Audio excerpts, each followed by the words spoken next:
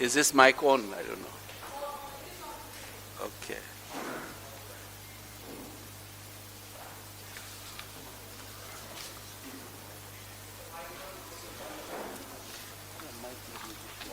Is it on or no? This is on.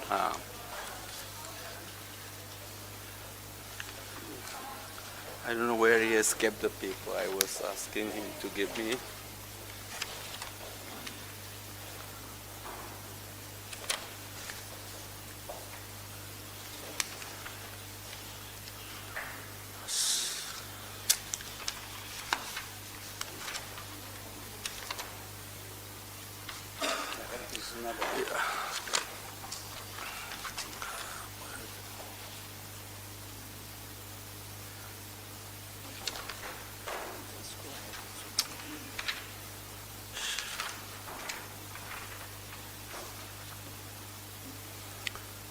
Friends, thank you for coming. This is a briefing on what had happened on the unfortunate incident in 20th February, in Malviya Nagar in South Delhi, involving a case of racial slur against 3 young women from Arunachal Pradesh. It is about that incident as well as to remind the rest of the country as well. It is not an isolated event. This had been a recurrent phenomenon for us, especially from the people of the Northeast. Been suffering from this. You have this infamous Neuro Tania case, if you recollect it. So it's been happening regularly. And I have talked to some of the officials in Delhi Police, and they have filed an FIR on this case. As a concerned citizen, as a representative from that region, my colleague Shupon Jamirji is with me here. He is our NPCC president, party president from Nagaland, and also an honorable member in Lok Sabha. We want to express some of our concerns and also issue some appeal to the general public as well. As I said, this incident, as we have this case in hand, these 3 young women were trying to repair the AC in their rented house, and this worker came and they were trying to fix it. In the process, some debris and dust fell on the floors below them, and seemingly those owners of or the occupants of that room came up, and it started as a confrontation. It seems that these young women were trying to intervene because they have scolded the repairman initially. But then it turns into racial abuses and insulting people, calling names, and racist stereotypes have been thrown at them. Casting aspersions on their modesty and dignity of these 3 young women. And the police has filed an FIR invoking Section 79 and Section 351(2) and Section 3(5). And Section 196 against this culprit, and we demand that stern action should be taken against the culprit, even though this is not an isolated event. Exemplary action must be taken so that such kind of incidents are not encouraged or repeated in the future. Generally, one of the things that we have noticed over the years is that especially our young people from the region who either come here for education or for work, they have been subjected to this kind of discriminatory practices and violence. The general attitude among us tend to look at it as individual prejudices. These are not individual prejudices. This is deeply structural. This is a byproduct of larger exclusion of the regions. If you have heard my speech in Parliament, I have reminded this country that, you know, the Northeast has been removed from history textbook in school in this country. So obviously you are breeding citizens with absolutely no respectable knowledge on the India's Northeast, because it's not part of your curriculum. So they become invisible, like, you know, a lot of people in this country, they have been marginalized in the process. The process of othering has created rooms for stereotypes to fill in. So that is why I said this cannot be reduced to an individual prejudice. This is a larger structural problem. Our girls have been looked upon through a lens where, you know, their sexual morality has often been questioned, including in this, you know, wo bola gaya ki aap parlor kholo kind of things, you know, that kind of a thing.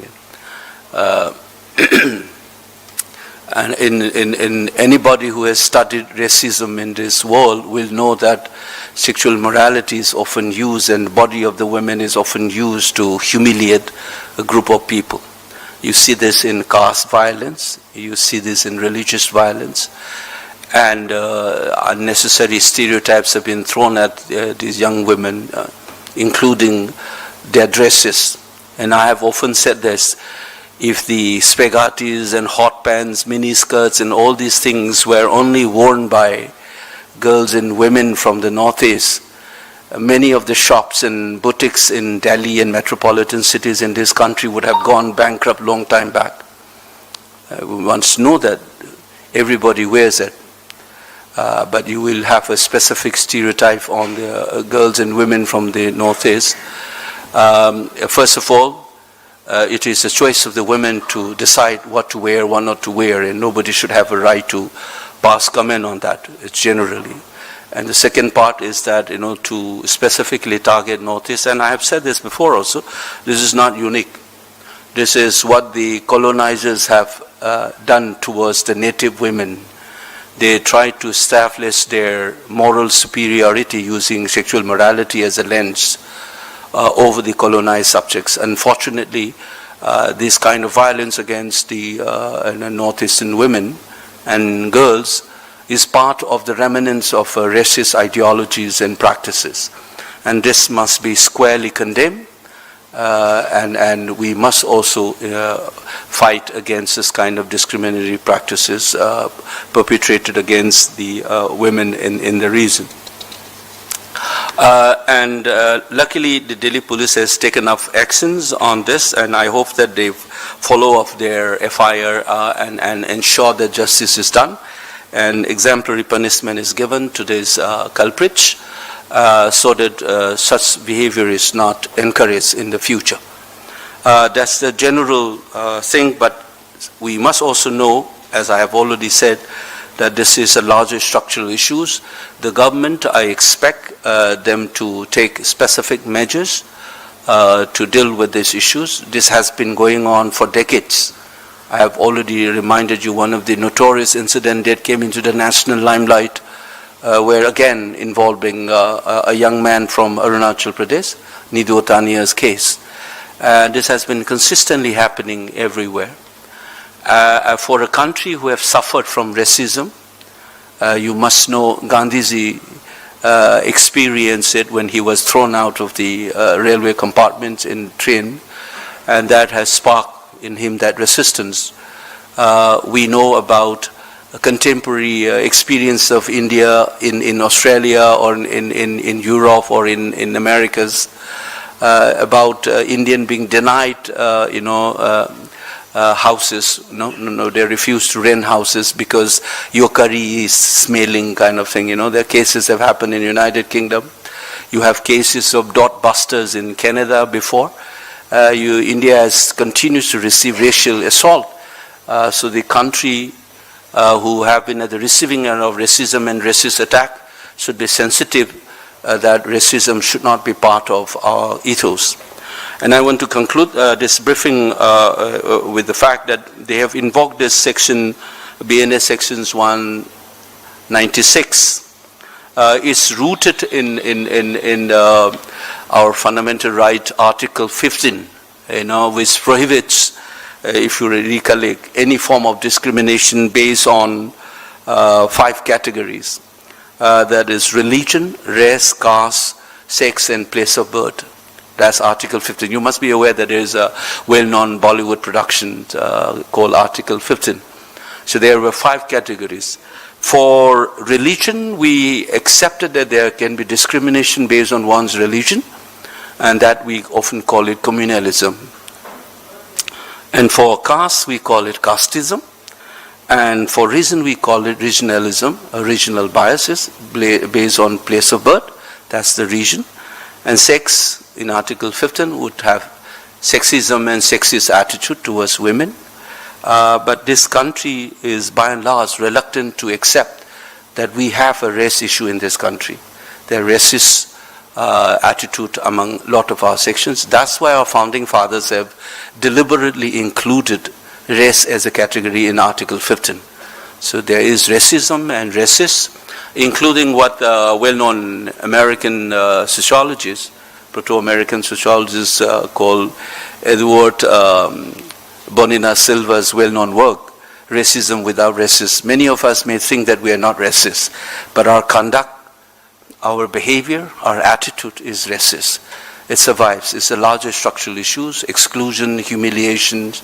This must be fought back, just as we recognize casteism in this country, just as we recognize sexism in this country. We must accept that there are serious race issues concerning particularly the people from India's northeast, and appropriate measures, including legislation, must be taken up in order to fight this racist onslaught. And this case that happened on February 20th should not be treated as an isolated incident, something to do with individual prejudices. This is more structural, and those are the things that we need to take care of it. Thank you. We'll take if you have any questions. Otherwise, we'll end here. How central government, Indian government can help? As I said, First of all, what you would like to demand from the central union government, and second thing is how government can help fighting racism from northeastern people. so that's I think we have suggested that first of all, we must acknowledge, and due acknowledgement must be given to Delhi police. They have taken up specific measures. They have opened up units to deal with this, because there is a large number of people, young men and women, either studying or working in Delhi and metropolitan cities like Bengaluru and Chennai and Hyderabad, Pune and so on. And I think rest of the others, they should also insist on developing similar measures. But as I said, that there must be legislations to deal with these issues. Anti-racist law, specifically with reference to people from India's northeast. These are exclusion. Racism and casteism, sexism, all these are forms of exclusions. Structural exclusion of these people, either you are excluded because you are a woman, you're excluded because you belong to so-and-so caste, or you are excluded because you come from that religion or this religion. So similarly, you are constantly excluding people. Government must ensure that people are well educated and know this country very well. And I give you this example. If you ask the general mainstream, so-called mainstream children about the longest empire or a kingdom, you will talk about the Mughals and so on. You will barely remember that the Ahoms have ruled for more than 600 centuries. They are Ningthauza dynasty who ruled Manipur for thousands years. You barely know this, as I often tell you that when I was educated back home in Manipur, during my school days, later on I went outside my home state to study. We know about Kushans and Cholas and Palas and all these things are part of our history textbook. We barely studied our own history. Now that in our state, our history is taught. But in my generation, we are not taught. And rest of the country continues to ignore the history from the northeast. And sometimes it is put as an appendix, as a footnote. No, it should not be done in this fashion. People should have the proper education and learn. That will solve a lot of these prejudices. And generally, especially among women, towards women, it is an intersection between our attitude towards women and coupled with dress that produces double violence against women and girls from the Northeast. So these are some of the steps government can do by making sure that in the curriculum the Northeast has been properly introduced, not as a footnote, but as a legitimate part of history and school textbooks. And appropriate anti-racist law must be taken up by the government specifically to address the concerns of the people from India's Northeast. These are some of the things that we expect, but I am generally appealing to the masses in this country. We have issues of race and racist attack. This should not be taken as an isolated incident. This should not be reduced to individual prejudices. It's not a question of individual prejudices. It's larger structural issues. That's what I've been saying it. If Suponji wants to add anything. Wait, please. I want to supplement one point. See, Government of India has given us, and then in the policy that the Northeast state should be in the Act East policy. Now, in the Act East policy, we want to go ahead, march ahead together, and the educational and the social and all advancements, but not like these harassments. When government policy clearly says that it is an Act East policy where we have to go ahead. But see, the Northeast state, we have the diversity of culture, customs, and social and religions. We have an equal respect of irrespective of any genders. Now, any harassments happens to our Northeast states. Sisterly states, we are sentimentally attached and we respect each other. So any kind of humiliations is intolerable for the Northeast states. At the same time, it is contrary that government has given the policy that the Northeast should be a special category and it has to be Act East policy. We were waiting for that, but instead of getting all these humiliations, it is not tolerable. So we have to fight with the government. We have to we have to ask a special attention, and then see, once we respect each other, we all know that Northeast states is a very important states for our country. Government of India, we are in the border areas. Now, unless, as they have given the policy, unless they act seriously, I think the unity of the country will not come. And the North is also another, the states, which is a very important builders for this great nations. Yeah. You were asking one question. Will you bring this issue in second phase of budget session in Parliament? Yeah, I'll definitely raise these issues. See, I have started in Delhi, I've started in Pune. You have personal experiences of these things, and you've been thinking for decades on this. I have taught in Delhi for long, and my students ranges from those from Kashmir to Kanyakumari, from Rajasthan, Gujarat se leke Assam और Nagaland तक 30 साल से ज़्यादा मैं पढ़ा रहा हूँ इधर, है ना? So I know how there are a lot of things structurally it happens in Bollywood practices. What the blacks people used to argue about, whitewashing and not giving even the character to be played by the black to the white men. We have seen it. You have celebrated. I had once spoken out against it on national media, if you remember, in 2014, on the choice of Priyanka Chopra for Mary Com's film. And then there's controversies around Akhuni. And a lot of people try to dismiss these things by saying, you are reading too much. But remember that when the films are made on Indian Air Force with this Sridevi's daughter, including Air Force reacted. It is concerned as the Northeast, then you tend to say, cinema hai bhai, kitna seriously kyun le rahe ho, kind of thing. But when it concerns with the representation of caste ke baare mein aa jata hai, ya koi religious community, Muslims or Hindu ke baare mein aa jata hai, to ek national mudda ban jata hai usme. And people including Air Force reacted, appropriate misrepresentation ke baare mein baat karega. Lekin when it comes to Northeast, you try to dismiss as personal prejudices or you're reading too much. That's the kind of a double standard that we have seen.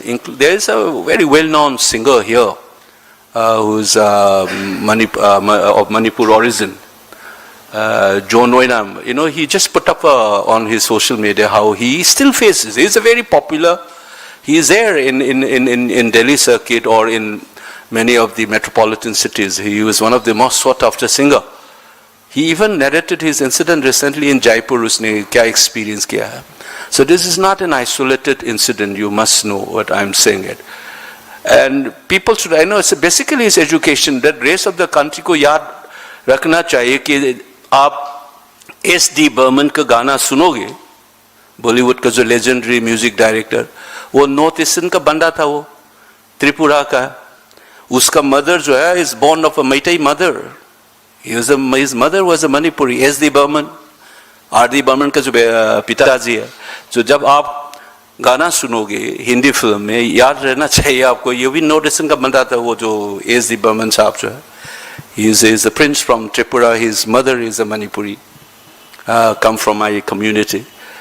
So, I mean, people don't know these things, you know, so you must understand these are larger issues. That's why I said racism is a form of exclusion, that's why I said. So you need to include, and there's larger issues. It should not be reduced to a personal prejudice. That's what I'm insisting on. Yes, please. Professor Okajam, you're also a professor in Jawaharlal Nehru University, JNU, and the Vice Chancellor's alleged casteist remark has also led to hundreds of student march in JNU. What's your stand in that regard? You know, I have yet to see, I mean, I was trying to figure it out, what has gone on, you know, because though I have so many other concerns, I have an additional, but any caste